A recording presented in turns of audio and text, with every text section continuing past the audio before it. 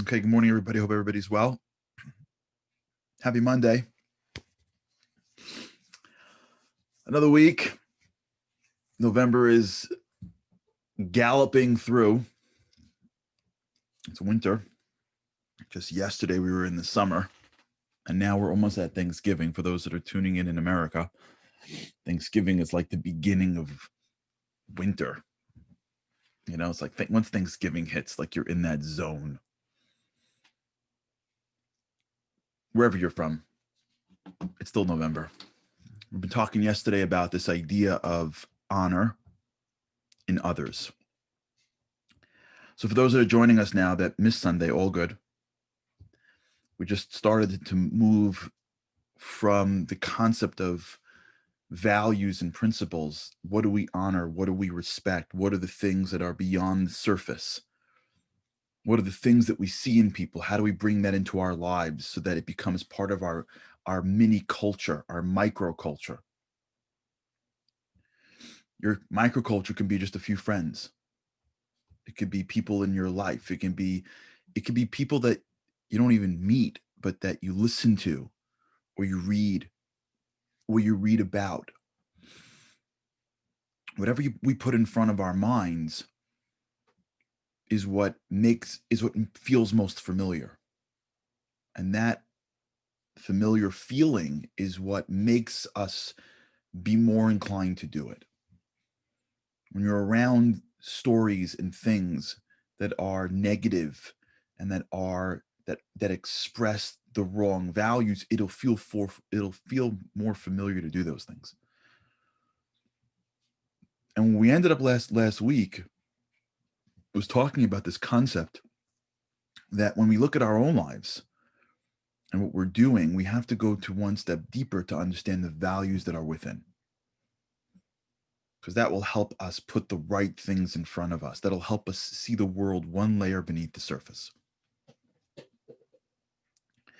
And where we started yesterday was with this idea that it's not enough, or there is a level of doing it, but the next level now, what we're really moving towards, is being able to not only see this in our lives, but to see it in other people. When we look at other people, we tend to focus on the surface of their actions. We tend to see people's actions and deeds and thoughts and opinions for what they are, and not as a manifestation of something that is deeper in them as well.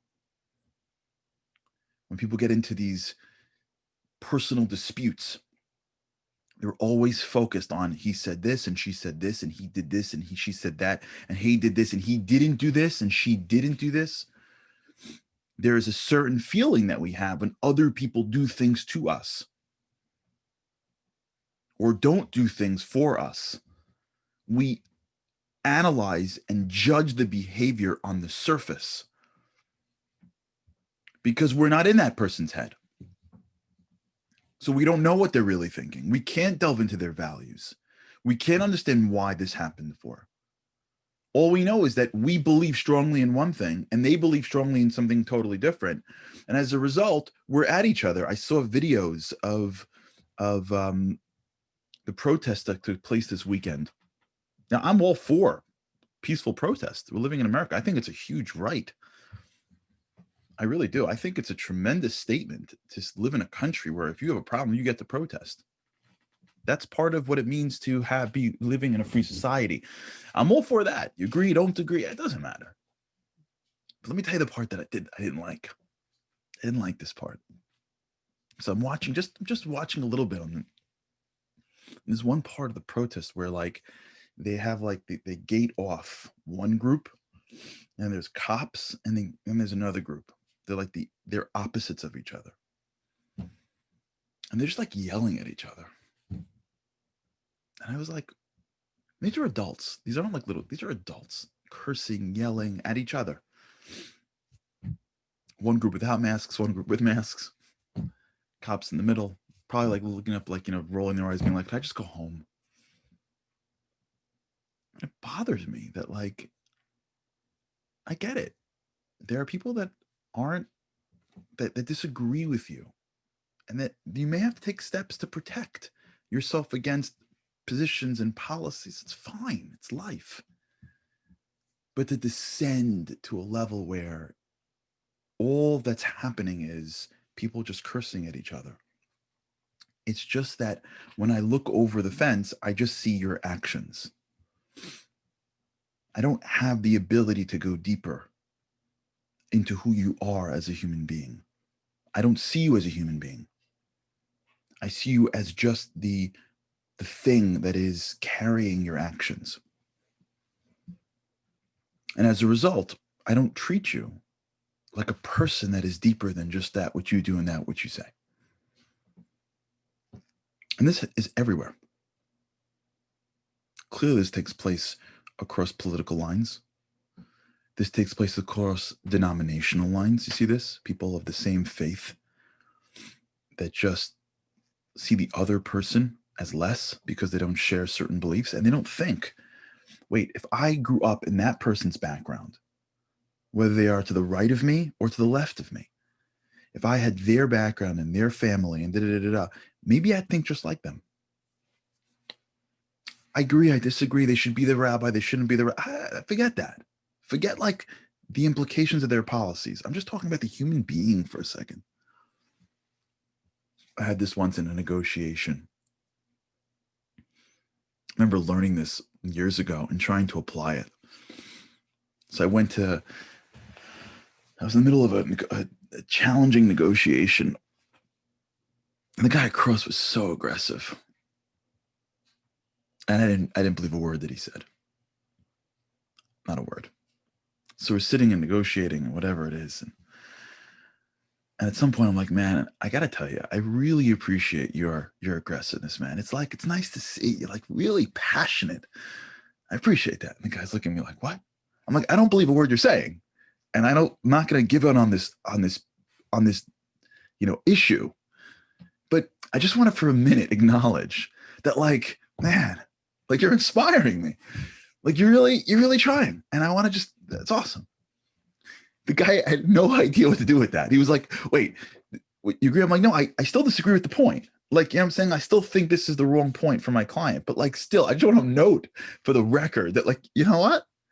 The guy's like, wait.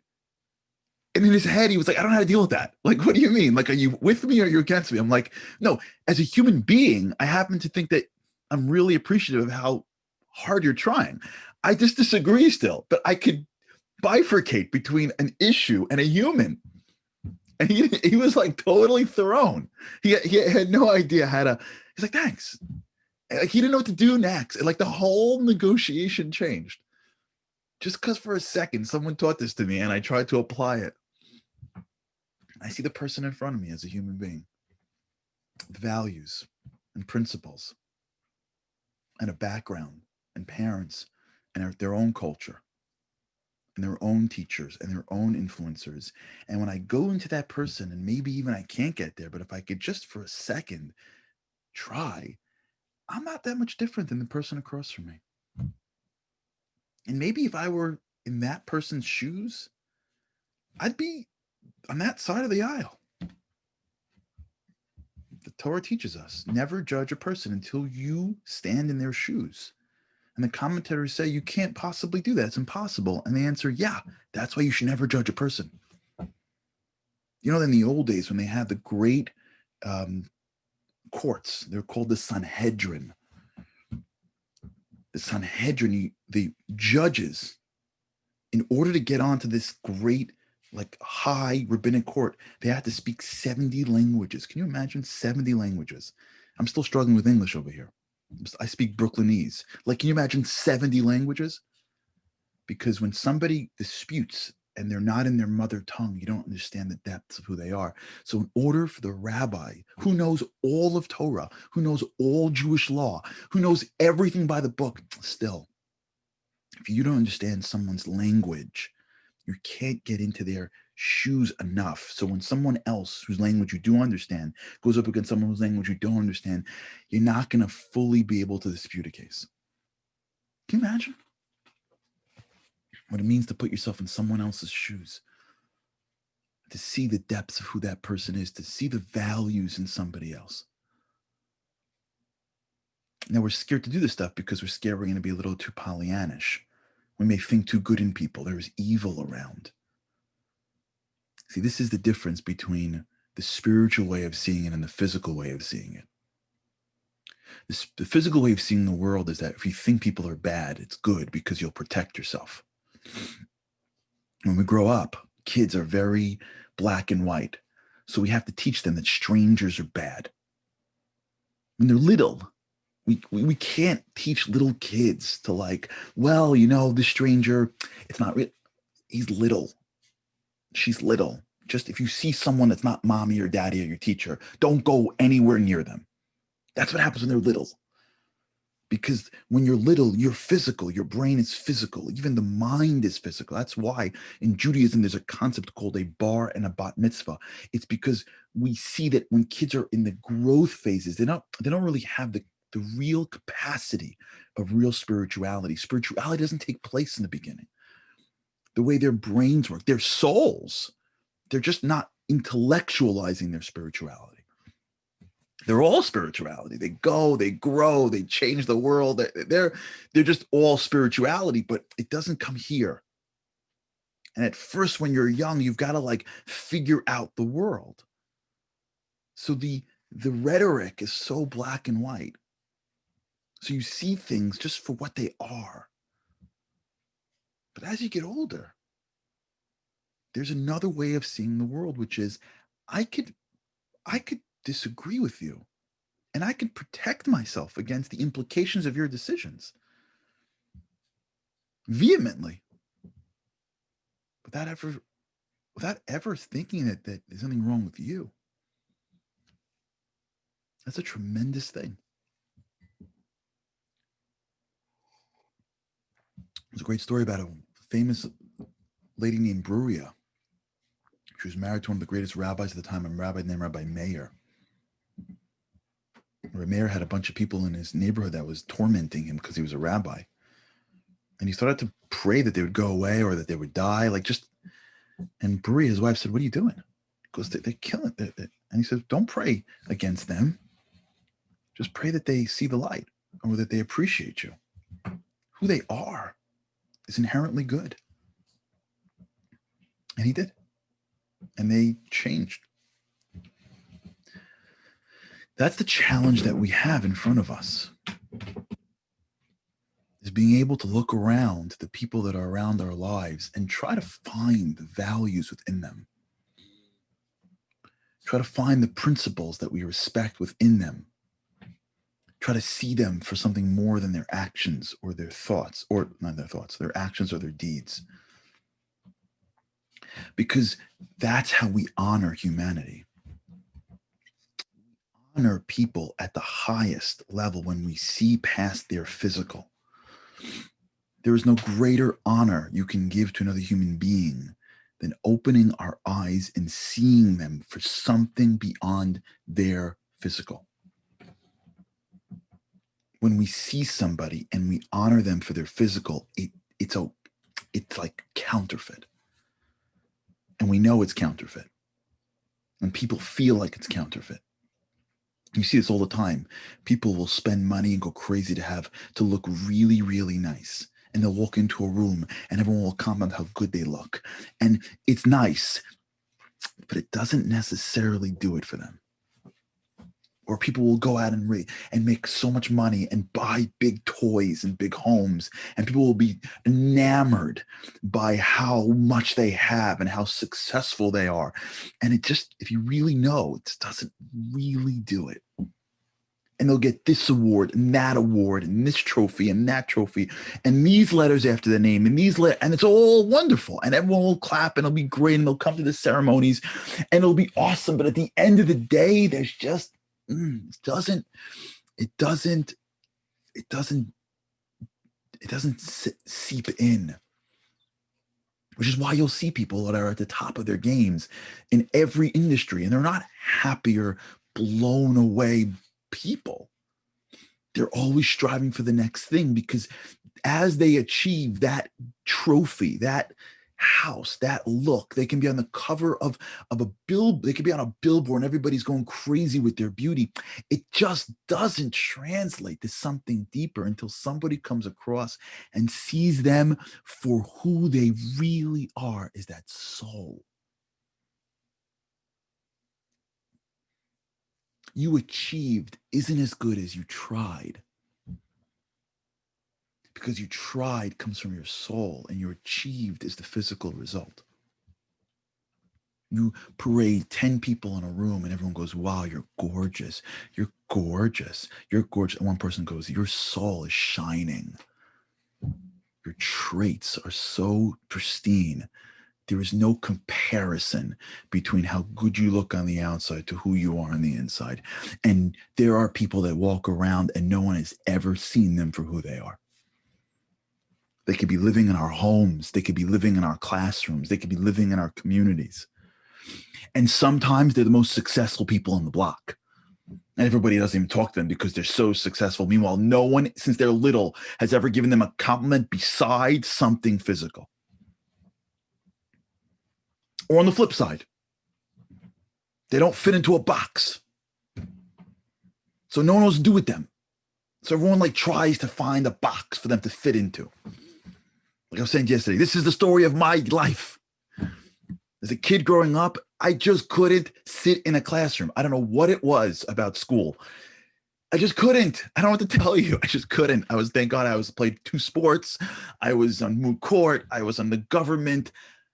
You name it. If I could get out of class and do something, I was doing it. You tell me to sit down and pay attention, I was going out of my mind. Every single teacher, every single parent-teacher conference. We don't know what to do with Charlie. We don't know what to do with Charlie. He's not this. He's not this. He's not this. He's not this. You know what it was like? God bless my mom, because she'd come to the principal's offices. Man, whew, you don't know my Charlie. He's going to be a lawyer. He's going to be a president. They're like, we got him, Mrs. Harary. But we don't know. And they're trying to put me into a box. This is the box. The box is called sitting for 12 hours, dual curriculum. The box is called grade point average. And we got to take you and shove you into this box. And if we don't, we got to figure out what to do with you, because this is the box. I live here, the teachers say. I live in school. That's what I do. I do this building. And I love them.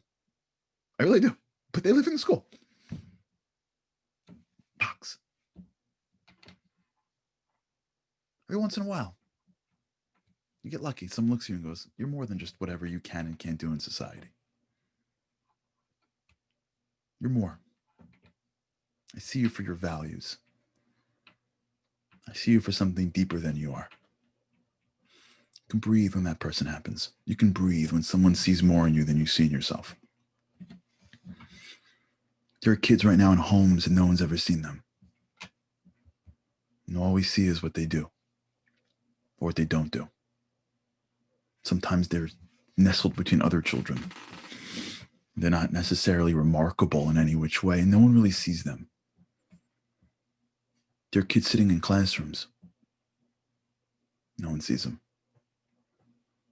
People in relationships, communities, families,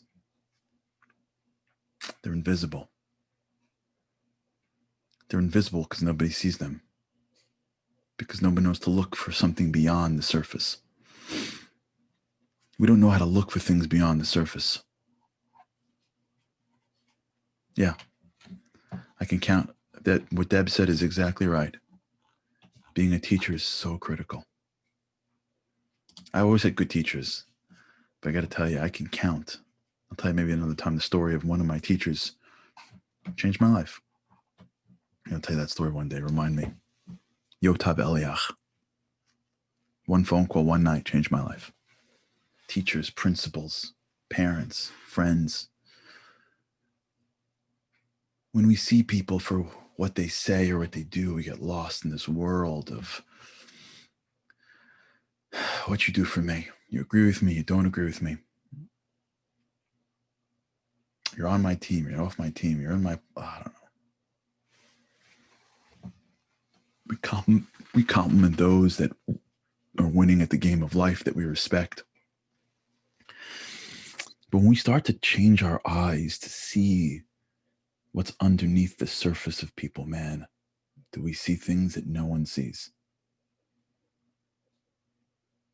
Do we see things that no one sees? We look around to the people in our lives and we see something in them that may have been invisible to us. Their traits, their qualities, their principles, even if it's 90% bad, the 10% that's glistening, we see it. That's what real eyesight is. That's what real spiritual vision is. That's what honor really is. Honor is the ability, in part, to see the depth in somebody else. We're running. I'll talk about this tomorrow, 29:20. It goes so quick. I hope for you. For me, it does. I hope for you too. 20. We're going to talk about tomorrow why we can't do it. What's the block? But for today, try it. Just try today. Work, family, life. Just look over to the people that you're around and look deeper. Don't do it too long because they'll think it's weird. Don't like sit there staring. And they're like, Ma, you okay? Like, don't do that. Sit in a conference and being like, looking at something, they're like, sir, I don't want you to get in trouble with HR. But for today, try to look at people with a little bit of a deeper lens. See them for who they really are. And maybe that will start to build the eyesight that's inside every one of us, the spiritual eyes that really, really navigate our lives. For those that want, Ariella Reader sent the 5 levels of zeal in written form. It was so nice of her. She wrote it up for us. So if you want, email me, charlie@charlieharary.com. Andy wrote it up as well. And I'll send it to you for those who remember that. Until then, try today to do this. Really, try today to do this. Just a little bit. Tomorrow we'll talk about what the blocks are. Because once we get underneath this, man, this world starts to open up in ways we had no idea possible. Okay. Have a great day. And with God's help, I can't wait to see you tomorrow.